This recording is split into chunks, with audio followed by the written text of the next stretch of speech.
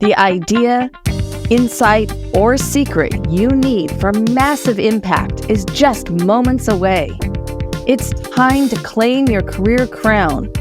The podcast where business owners and entrepreneurs share the keys to the kingdom to help you open the vault to your greater success.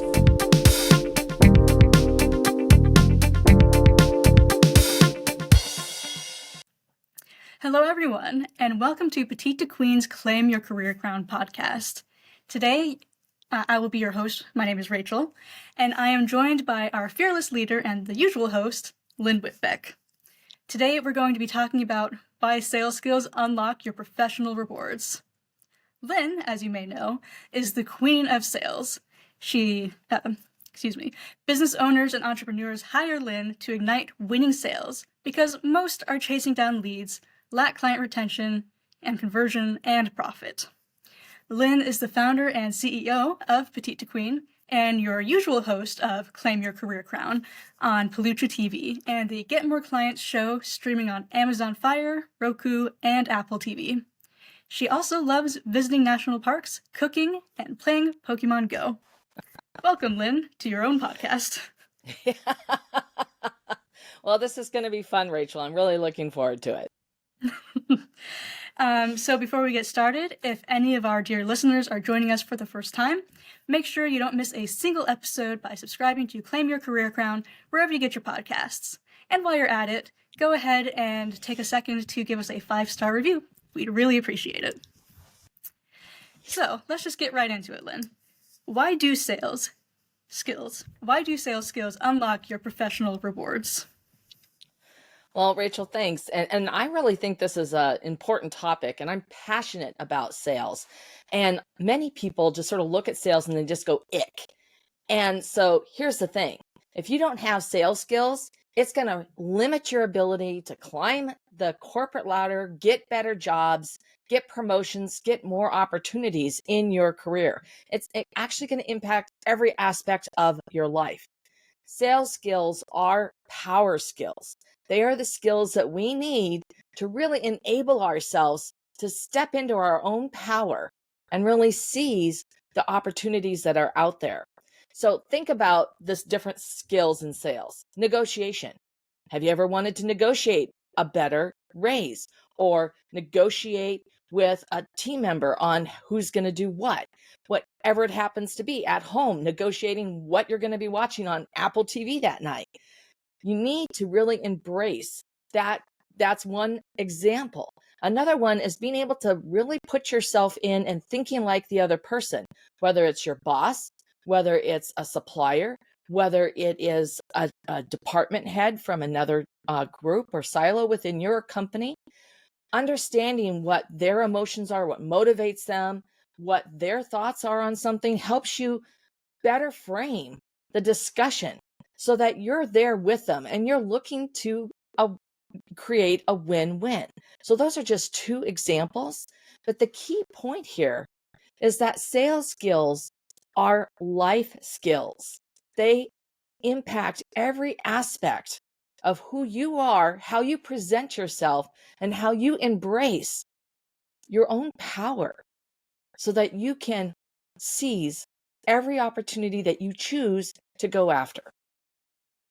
Right. I like that. Sales skills are life skills. That's so true.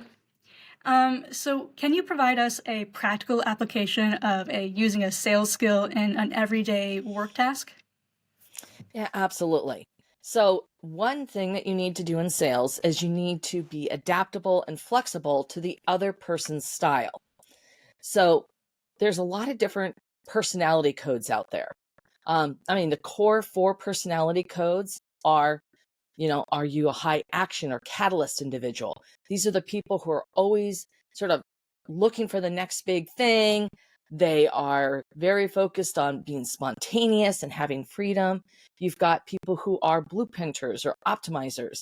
These people are more focused on a process. They want things to be, managed, and they want to avoid risk.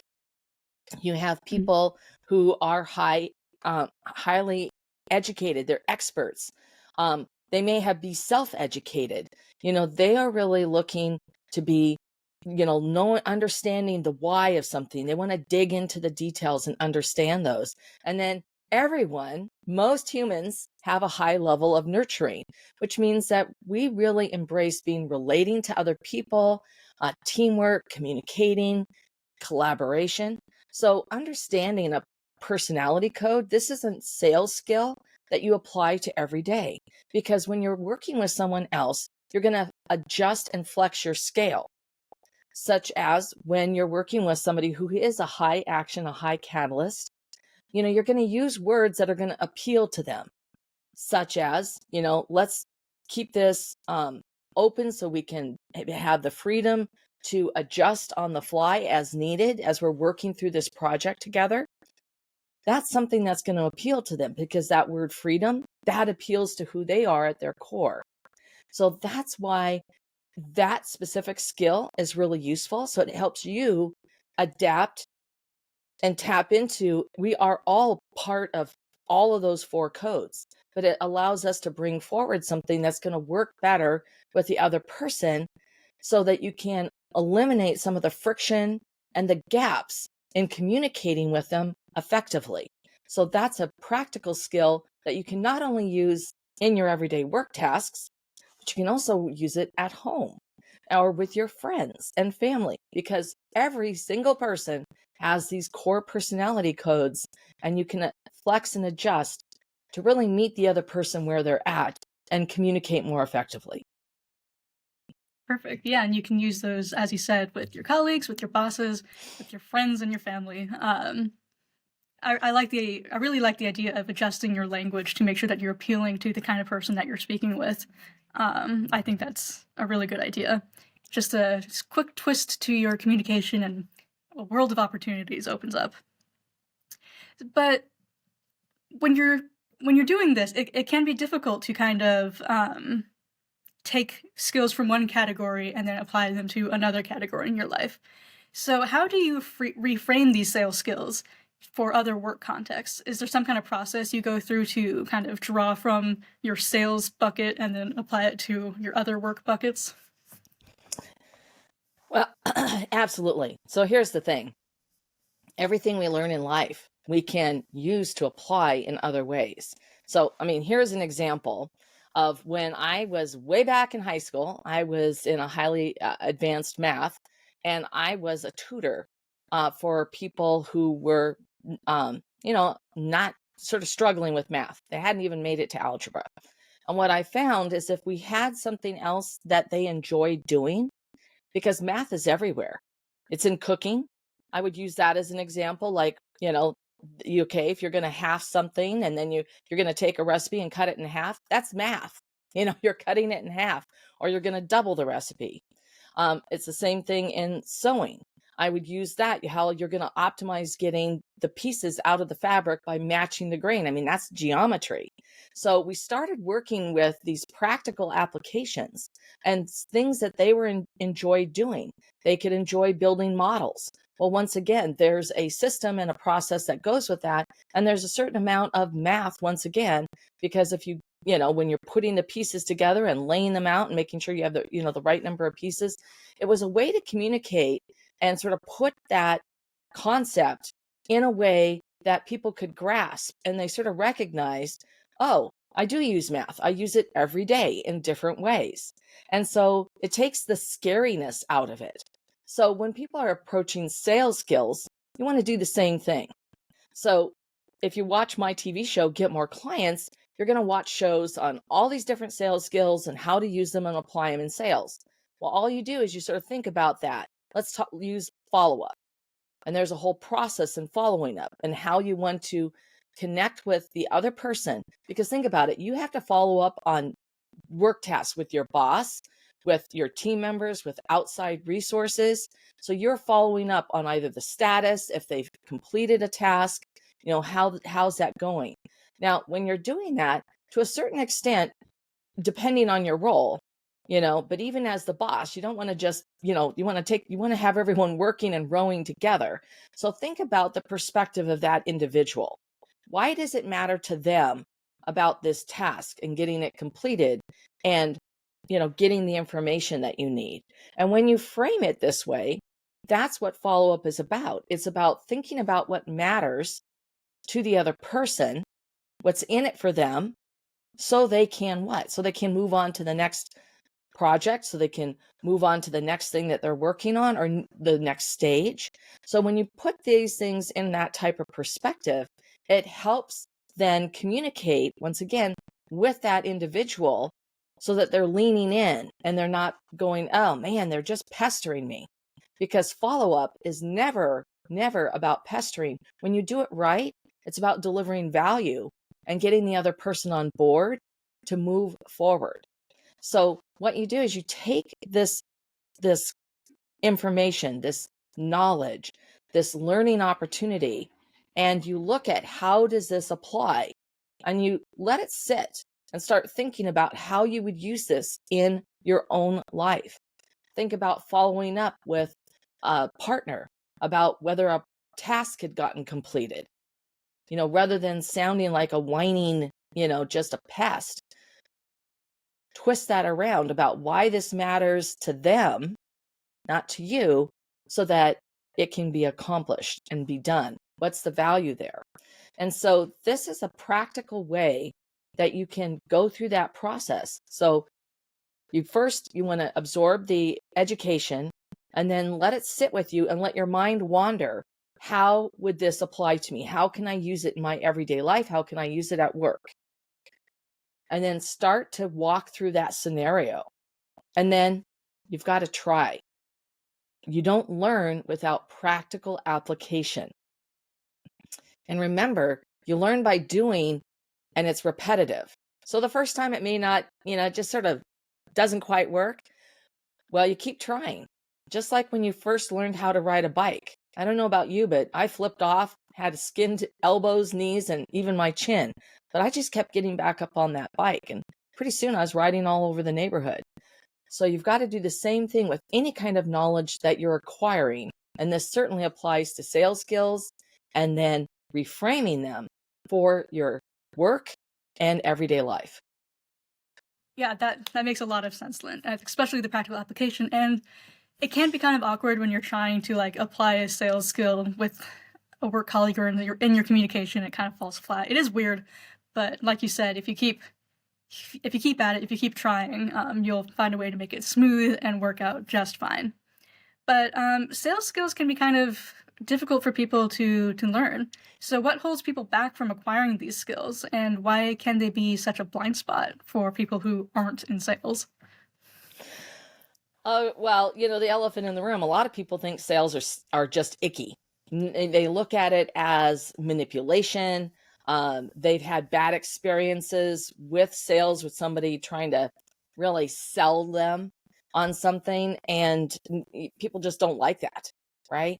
So instead, you want to really look at sales as a method of worthy intent, where you genuinely desire to help and serve others. When you reframe your definition of sales, because the best sales are those people who are providing solutions, and they become a trusted partner and part of your team. So you've got to rethink how you think about sales. That's the first thing.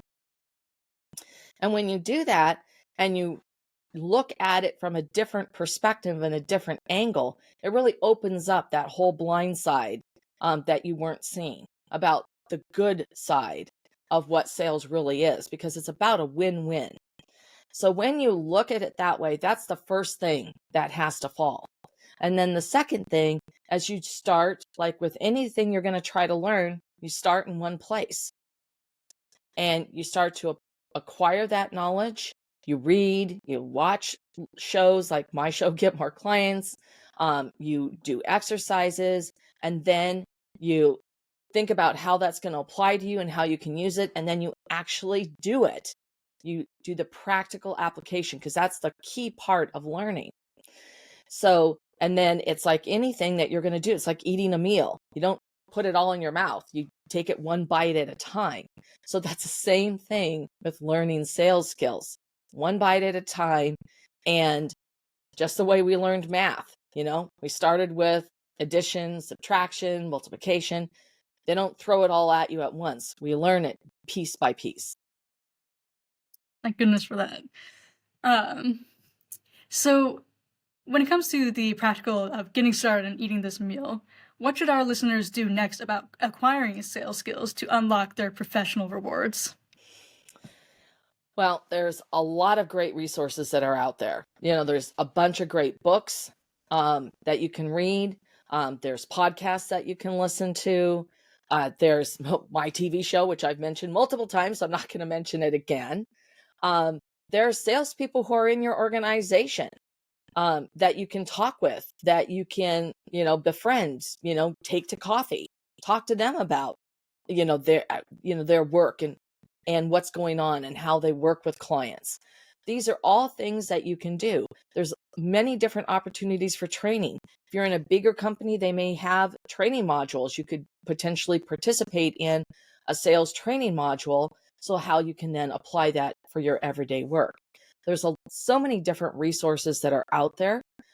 So if we're going to look at a couple books that I would recommend, those would be a classic of Dale Carnegie, How to Win Friends and Influence People. I mean, this is a great book. It's gold standard.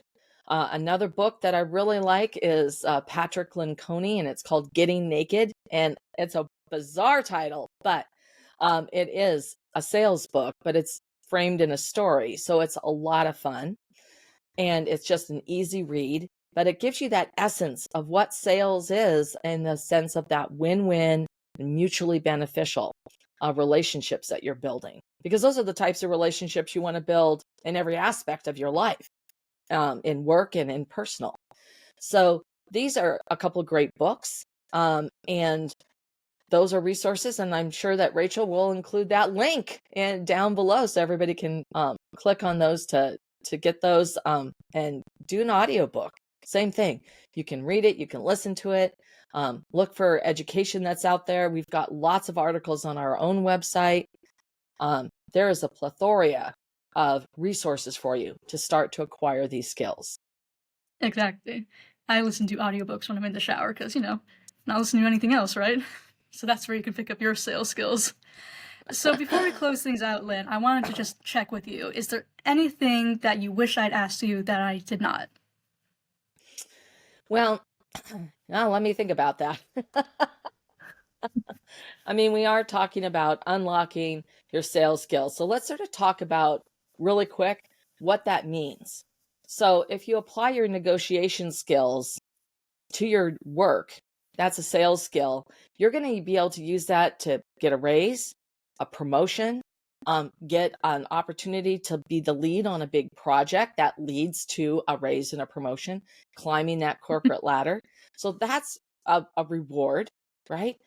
You're also going to have, if you use the communication skills I talked about, personality coding, adjusting and flexing your style, you're going to have a better communication and better relationships with your peers, with your boss, with the people you interact with on a regular basis.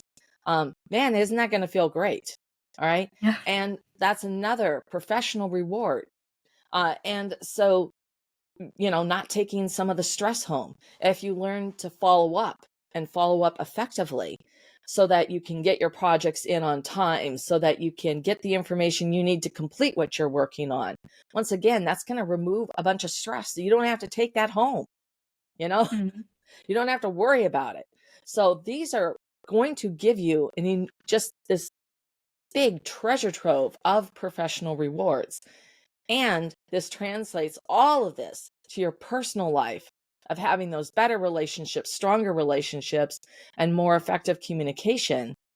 And this is going to help you really, once again, as I've said it at the beginning, I said it sort of like towards the beginning too, is step into your own power. Own who you are, own these that you want these better and stronger relationships that will last a lifetime. Sales skills will help you do that.